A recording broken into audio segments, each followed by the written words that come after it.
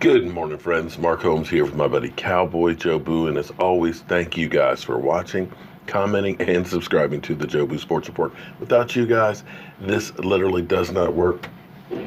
Let's get open for business here this morning. Woo, and thank you for joining this morning's edition of Don't Sleep on the Dallas Cowboys, because you literally cannot sleep on the Dallas Cowboys. Things happen late in the evening, late at night, first thing in the morning, so you want to be up to speed with all that is America's team. Robert Quinn. Robert Quinn.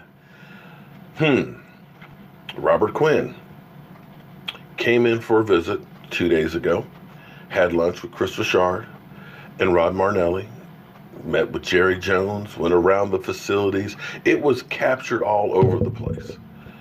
You couldn't miss it. Yesterday, Robert Quinn was visiting New Orleans. Oh, I say it again. You've been had. You've been took. You've been hoodwinked, bamboozled, led astray, run amok. This is what he does. Yep, that is kind of funny because we've been had, friends. He was not in New Orleans yesterday. He was in Florida. Boom. Courtesy of Mike Fisher here. Dolphins in, Robert Quinn on the trading block, spent time today at FIU football with Butch Davis. Huh? The fuck? Okay. So he, in fact, did not go to New Orleans for a visit. So is this the game that's being played by the Dolphins or Robert Quinn to try and drive up the price? Because when you think there's somebody else out there, you want to jump. You want to act. You want to go ahead and say, no. Don't go anywhere. Don't go anywhere. We got you covered.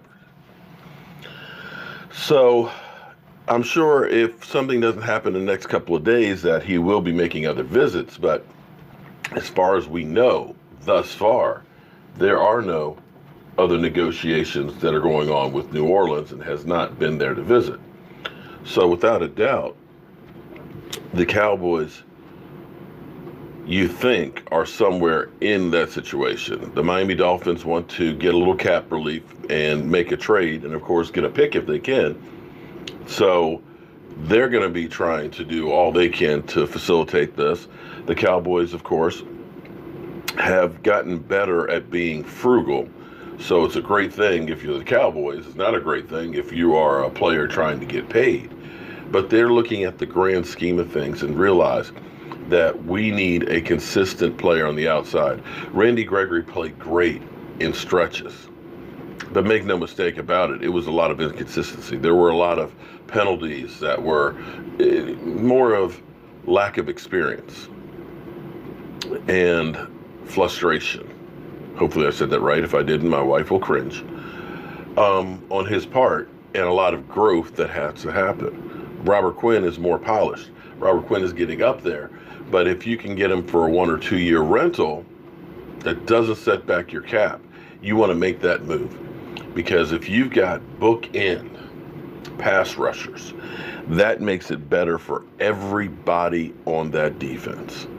And you could all of a sudden look at that defensive pass rush as a strength, whereas a couple weeks ago, we were scared to death that, oh my God, we lost David Irving, Randy Gregory, and now we got Tyrone Crawford with the NFL investigating a bar fight, which did not seem like, to me.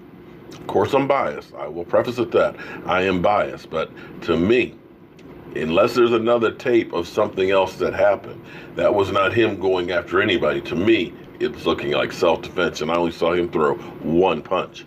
And the last time I checked, in Florida, if you hit a police officer, your ass is going to jail. I'm just saying. So we'll have to wait to see how all that works out, but we know how the NFL police are when it comes to Dallas Cowboy players. But if we can add a guy like this to that defense with Jalen Smith and Van Der Esch, with Byron Jones coming along, with Xavier Woods stepping up.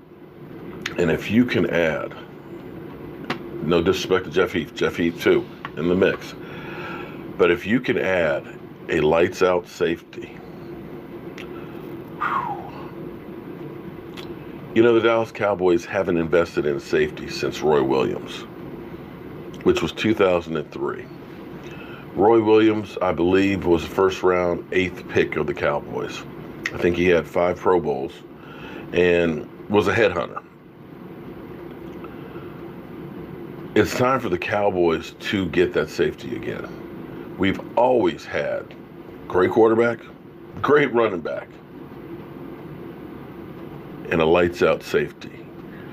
And if you look at the Dallas Cowboys and the way they've always built and always won, defense was always there, and a safety was always a great one.